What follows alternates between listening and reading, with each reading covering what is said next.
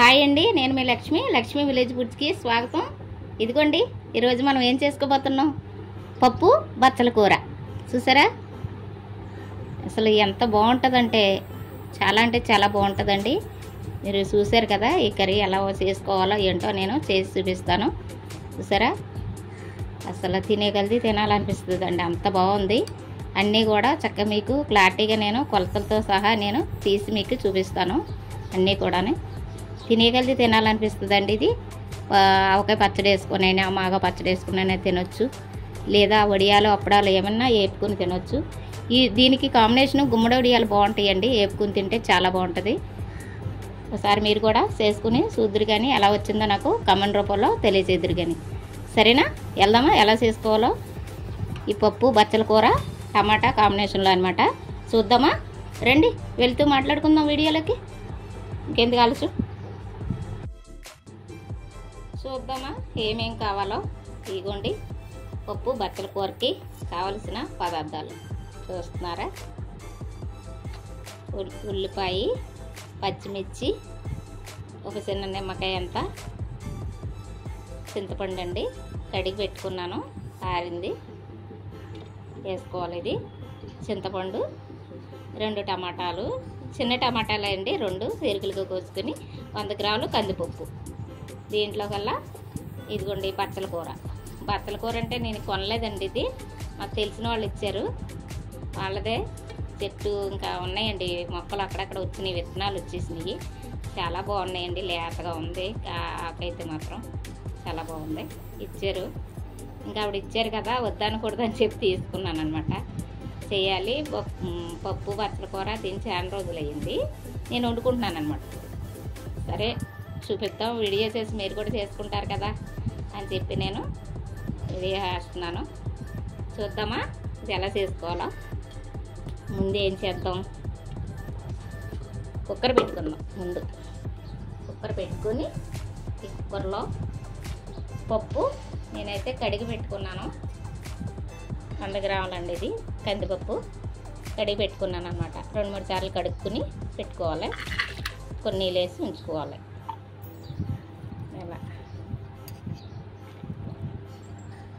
దీంట్లోని 100 గ్రాముల పప్పుకి ఒక కట్ట ఉంటుందండి, పెద్ద సైజు కట్ట అంతా అనమాట. ఇది కడిగి, ఇది కూడా చక్కగా చిన్న ముక్కలు కోసుకోవాలండి, కడుక్కుని చిన్న ముక్కలు కట్ చేసుకోవాలి. దాంట్లోని చింతపండు వేసేసుకుందాము, కడిగి పెట్టుకున్నాం కదా ఆ చింతపండు, పచ్చిమిరపకాయలు 8 పచ్చిమిరకాయలండి, పచ్చిమిరకాయలు, టమాటాలు, ఉల్లిపాయలు సిరుకులుగా కోసుకొని ఇలా వేసుకోవాలి.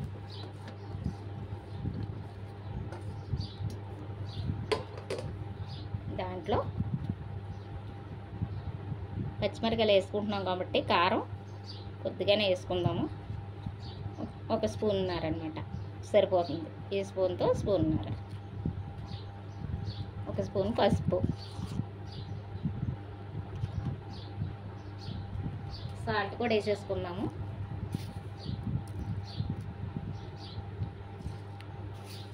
సాలపత్తి తర్వాత వేసుకుందామండి, 2 స్పూన్లు వేసుకుంటున్నాను. పప్పు దీంతోనే వేసుకున్నానండి, ఇది 100 గ్రాములు పట్టింది. వాటర్ కూడా దీంతోనే వేసుకుందాము.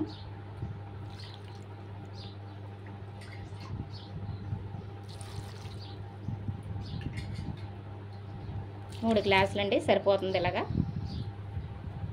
దీన్ని ఇప్పుడు 4-5 విజిల్ వచ్చేదాకా మనం దీన్ని ఉడికించుకోవాలండి.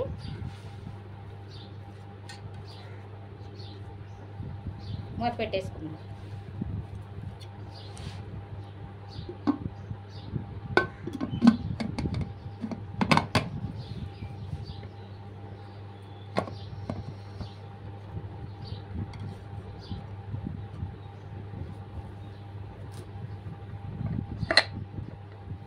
పొయ్యి అంటించుకుందామండి.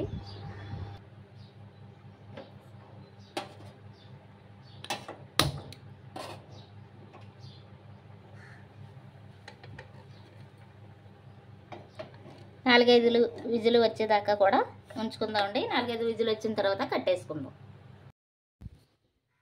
5 విజిల్ వచ్చేసినాయండి, చూసుకుందాం.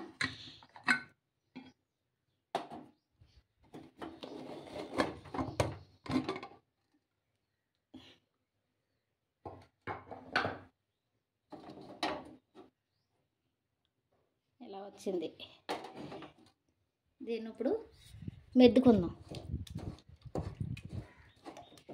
ఇలా మెద్దుకుంటే పచ్చిమిరకాయలు అవి కూడా మనం కోసుకోలేదు కదా, కాయల పలం వేసేసుకున్నాము. ఇలా మెద్దుకుంటే అవి కూడా చక్కగా ఇలా చిట్లి కారం సరిపోతుంది అనమాట. చూసారా, అన్నీ కరెక్ట్గా సరిపోయినాయి. ఇంకేమీ అవసరం లేదు, దీంట్లో వాటర్ కూడా ఎక్కర్లేదు. దీనికే సరిపోయిందనమాట. దీన్ని ఇప్పుడు తాలింపు వేసేసుకుందాం. చూసారా ఎలా వచ్చిందో, కనబడుతుందా మీకు క్లారిటీగా? అది ఇలా సరిపోతుందన్నమాట. ఆకు కూడా ఇంకా ఎక్కువ శాతం అయితే మెద్దక్కర్లేదు. మనం ముందుగానే చిన్న చిన్నగా కట్ చేసుకుని వేసుకున్నాం కదా, కోసుకుని సరిపోతుంది అలా. ఇప్పుడు స్టవ్ వెలిగించుకొని మూకుడు పెట్టుకుందాం పొయ్యి మీద.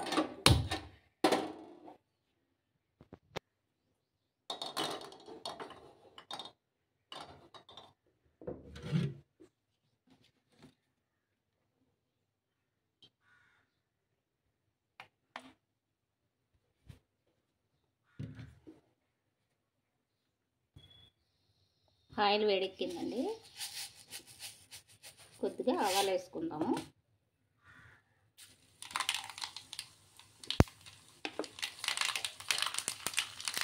కొద్దిగా జీలకర్ర,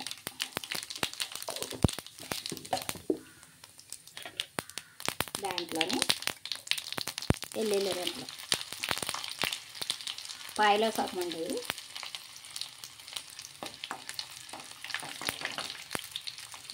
మీకు పోపు, కరివేపాకు, ఎండుమిర్చి.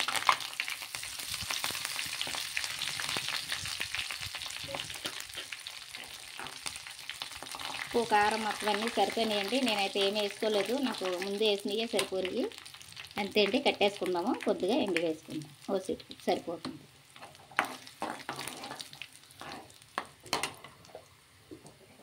పోపు ఆఫ్ చేసేసుకున్నానండి. స్టవ్ పోపు అయిపోయింది.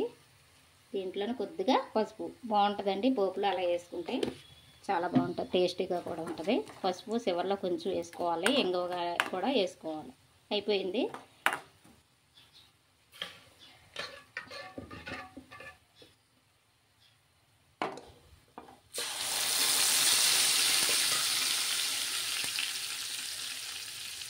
సరిగ్గా దీనికి వచ్చింది నాకు. సరే ఎలా ఉందో.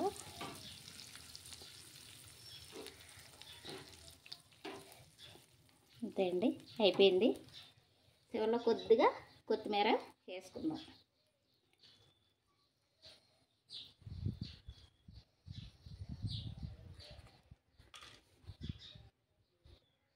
అంతే అండి, అయిపోయింది కదా, దింపేసుకుందాము, పక్కన పెట్టుకుందామండి. చూసుకుందాం. వావ్, పప్పు బచ్చల కూర చూసారా? తయారయ్యే విధానం అంతా మీరు చూసారు కదా, మీకు నచ్చిందా?